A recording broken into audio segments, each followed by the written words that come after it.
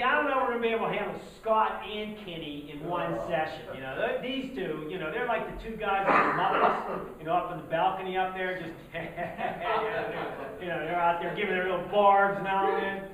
You know, that's those two right there. So, I always thought these guys were entertaining. Yeah, I know. Yeah, there's his favorite character. Yeah, so there's his favorite character. It was quieter for the last year, but now, wait, you know, it's just getting started. Let the games begin. So we can heckle during the film. You can heckle during the filming, yeah. It's good, it's heckle time. Check it out, heckle time. All right, now the way this is going to run, we'll come in, have our little gathering. I'm going to do about a 20-minute intro and review of the series. We'll collect in a small group. We'll get those questions from a men's perspective. Then there's a 10-minute segment of Keller that he gives a little charge, and then we do another discussion group. So it'll sort of break up like that. It's going to be similar format in the sense that we're going to be doing, like Lou's series was about 40-45 minutes of video. And this will be like 30 to 35 minutes of a teaching, just like we did with Lou's. And then the rest of these things will be discussions. And we usually did not have enough time for discussions. You know, that was usually the issue. With this one, we'll probably have a little bit more time to discuss these issues and talk about them. So that'll be the sequence of it. Now, just give you an idea of an overview of what's going on in this series. He has the 8 sessions. And the first one is the world that is. And the 3 ways, he talks about 3 ways of relating to God. There's a religious way, which we all know, religious people. We may have been one of those at one time. And we probably veer into that dimension many times more than we think so. Even though we're spirit, you know, we got the Spirit, and we're in this non-denominational church, and we got our act together, and not like those religious people. And then there's the irreligious. They don't give a crap about anything like that. And then there's the gospel. And so he talks about, you know, the religious repentant sins that are just about good and bad. The irreligious really don't care. But the gospel is about relying on that grace thing. Why are we doing what we're doing? Are we doing it for the right reasons? Do I just not do things because I'm afraid of getting caught? You know, like I don't do too much on over the speed limit because I'm afraid of getting caught. But I don't believe in that law. I go as fast as I can when I can go that fast, you know. So I really don't believe in that law. I believe in the spirit of the law. The spirit of the law is safety. You know, that's my justification, my rationalization of it. But bottom line is I'm not really obeying the law for the sake of obeying the law. And then there's 2 kinds of moral behavior he talks about. Common, and that's the fear and pride, and there's true. Because we're smitten with the beauty of God. You know, do we really love God? And is that why we're obeying things? The second section is 3 ways to live. Moralizing, I'm doing wrong, but I got to repent. Psychologizing, don't see how God loves me, but I'm relying on my feelings, and I rejoice because He does. And then there's the gospel approach, and I'm looking to something else, to God, for happiness. So anytime I get anxious, I'm worrying, I get angry, I'm flipping out, or I'm prideful, it has nothing to do with God. It has everything to do with me worshiping an idol in my life. You know, that's what this series is all pointing towards. So when we're getting all bent out of shape over something, or we're lethargic, or we don't care, like if I talk to some Christians and I go to you guys and I say, hey, what's God doing in your lives? You know, and you go, I'm not sure. It's been a while. It's been a few years. Maybe you're in that category. If you are, you need to get with it, Christianity, not in a condemning way. I'm telling you. Man, there's just so much good. And God is so good. Do we all have down times? Yes. We got down times. But if you don't have a recent story about God revealed something to you, or you were excited about something, or you just felt jazzed because Jesus was in your life, and you saw a miracle, and you had a tear in your eye, or you got involved in worship with God. Man, He's there. He wants to do that. He's there for that. So He speaks. He lives. And if you're not doing that, you're getting lethargic. You're getting laid back and bored with Christianity. And that's hear some people talking about things. I just want to get my life back. You know, they might have something going on. You know, whether it's the kids keeping them up because they're young parents, or it's, you know, the job situation. Well, I often ask, I say, well, if you got that life back, how are you going to commit it to Jesus? What are you going to do for Jesus if you got that life back? Or are you just getting that life back to go golfing or to watch your favorite TV programs? And it's easy to do that. I mean, I'll gravitate in those directions. But what are we doing of eternal significance? You know, that's the plumb line. There it is. Bam. Does this have any eternal significance? And I've told this story before about how, you know, well, how can a Steeler game be of eternal significance? Well, you know, the one guy here, Jack Jenny, he has season tickets, but he has season tickets with a mentally challenged friend of his.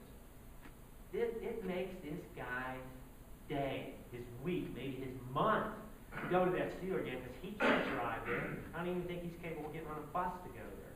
So Jack goes and picks him up and takes him to that game faithfully every home game. Now, man, that's enjoying the Steeler game, and that's making it eternally significant. So it's not that we have to eliminate the Steeler game.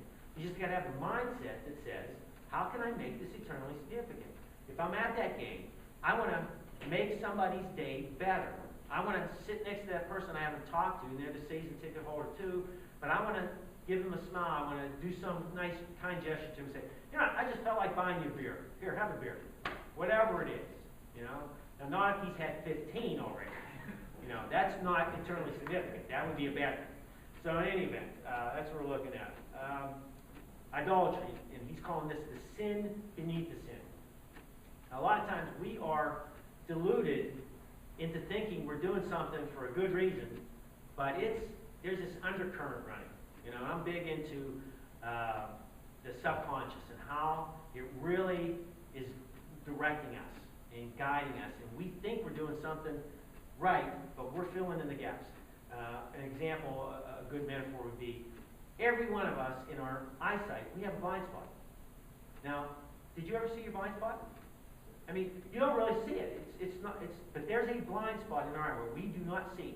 The way that gets filled is our brain sort of like the computer. Did you ever see how the video paused there a little bit of me with my big head? And that was the buffering. You know, the buffering came in and the computer was loading, but it caught up with the actual footage caught up with the loading of the computer, so it's paused and it had to pause. Well, usually there's a buffer zone. It loads, and so it may not be completely loaded, but the video runs smoothly because it still has stuff in memory, even and it's buffered. And our mind is the same way. It fills in the gaps. So when we're looking around, I don't see that blind spot in both my eyes because my brain fills in the gaps. And sometimes we fill in the wrong gaps. We fill in gaps because they're good for us. They're not really good, but they're what we are rationalizing we're feeling good about. For example, for me, I have I had an alcoholic parent. So if you've had an alcoholic parent, if you don't think you have any codependency issues, look in the mirror and say, I am a deluded person. Okay? I am not in touch with reality. Because you think you got your act together, but you don't. You know? So it took me till I was about, I was like in my late 40s.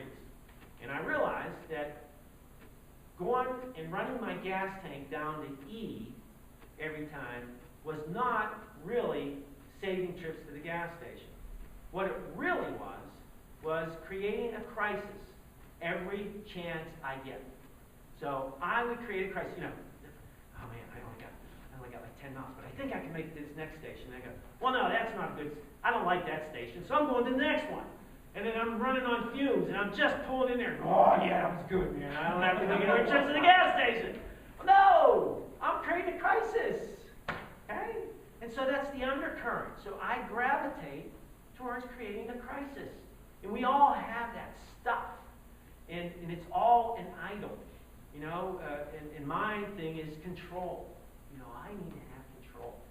And so if I don't have control, then I'm getting frazzled and and I can I'll be going on vacation, and I'm making it some big deal, like I'm packing and I'm, what is this? This is stupid. I'm going to have fun. I shouldn't be getting all frazzled and create a crisis to the last minute to pack this because I'm going on vacation. And I mean, a lot of people go on vacation. The first 2 days are miserable because they're just like all bent out of shape. They're tired. They got up late, you know. They only got 2 hours of sleep because they were packing the night before. And then they get there and it takes 2 days to recover and they just lost 2 days of their vacation. So we got to look at those undercurrents. And that's the sin beneath the sin. And they're there. And, you know, it never ceased to amaze me when I'd be interviewing candidates for jobs, and I'd say, okay, well, tell me your weaknesses, and they go,